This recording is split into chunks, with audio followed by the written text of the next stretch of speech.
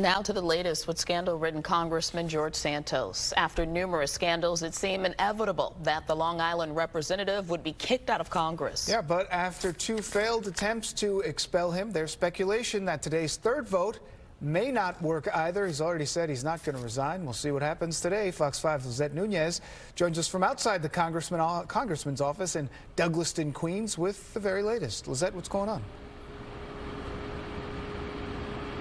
Dana and Tashani, well, we spoke to a political analyst who says today could go either way. Now, we did take a look at the schedule for the House, and it looks like the earliest this vote could happen is around 10:30 this morning.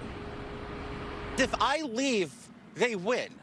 If I leave, the bullies take place. This is bullying. Representative George Santos doubling down and saying he will not resign, as today he faces a third attempt to be expelled from Congress. In history, 5 members of the House have been ousted by their peers. The first Republican and the only one without a conviction or without being part of or without having committed treason.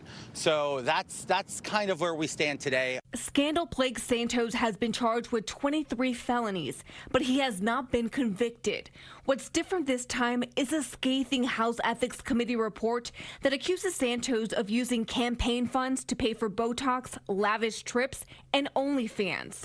Thursday, House lawmakers debated ahead of today's expulsion vote. If we have an opportunity in this great institution to start a new precedent, one, that means we hold members of the House of Representatives to a higher standard. Well, ladies and gentlemen, I'm pretty confident that the American people would applaud that. The vote also comes as House Republicans hold a slim majority. Well, why would we do this? We have a 4-seat majority. You're reducing our majority by 25%.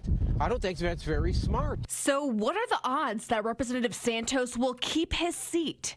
Political analyst and dean at Keene University, David Birdsell, weighing in. I will be narrowly surprised if he holds on, because I think people will ultimately care most about the political calculus dealing with their own seats rather than the political calculus about an already fragile House majority. But it could definitely cut the other way. I don't have a strong sense of how this is going to turn out.